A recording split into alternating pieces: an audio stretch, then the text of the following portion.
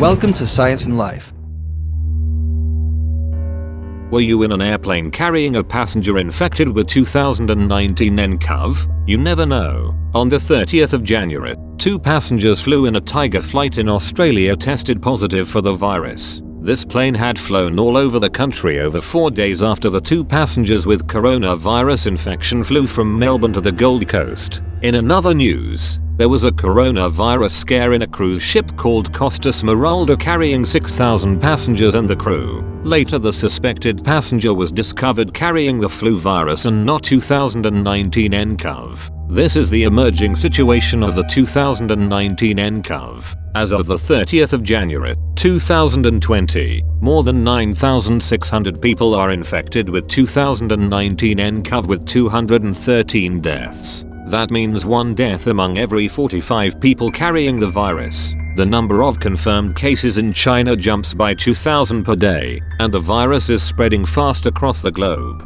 There is a report confirming person-to-person transmission of the virus in the United States. The White House formed a task force to help combat the deadly and fast-spreading coronavirus, 2019 nCoV. On the 30th of January, the World Health Organization declared the coronavirus outbreak is a public health emergency of international concern. So, you might be wondering whether you are infected with 2019 nCoV. How do you know? Upon infection, it takes 10 to 14 days before the symptoms appear. This is the incubation period of 2019 nCoV. During the incubation time of 10 to 14 days, without symptoms, you don't really know whether you have the virus in you.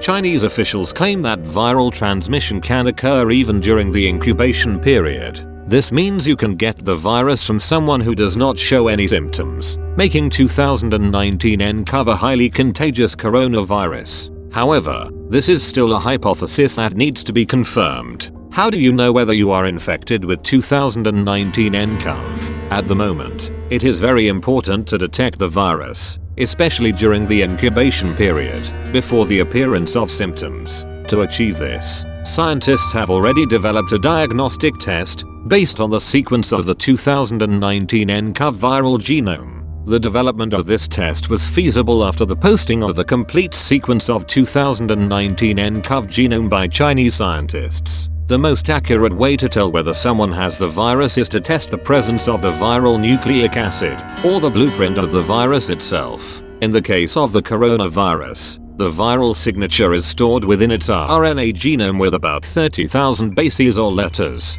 as opposed to 3 billion letters in the human genome. So, it seems like a simple task, right? No, the development of a nucleic acid-based assay with accuracy could be challenging, especially when the test is based on a small sample obtained from a patient that has a tiny amount of the virus. So, one must amplify the viral genome to the level that it could be detected. Usually, only a small segment of the viral genome is amplified.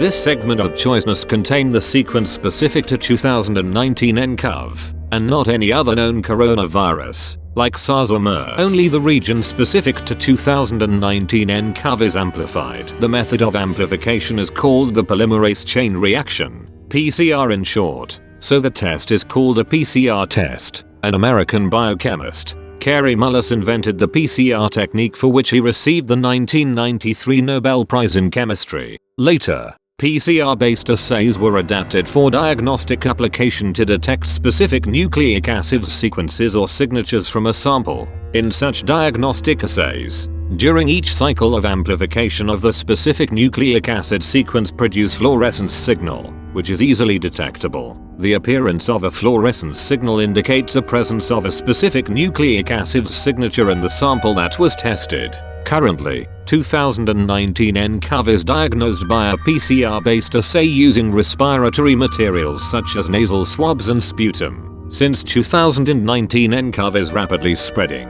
and is under thorough investigation, only the suspected individuals with certain symptoms are being subjected to testing. These individuals are called patients under investigation, or PUI, for 2019 nCoV. Who are PUIs? At the moment, PUIs are individuals who satisfy 2 conditions, a combination of clinical features and epidemiologic risks. Clinical features include fever, cough, and difficulty in breathing.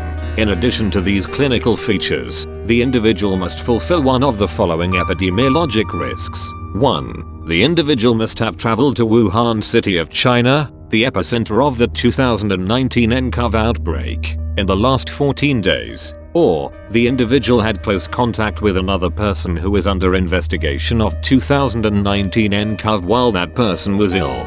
2.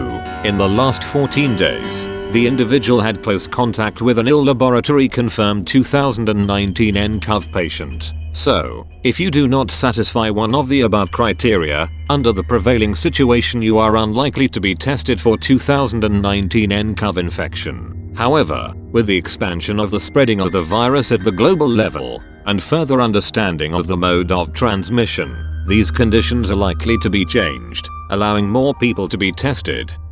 Hopefully, not you. Hope you learned something new.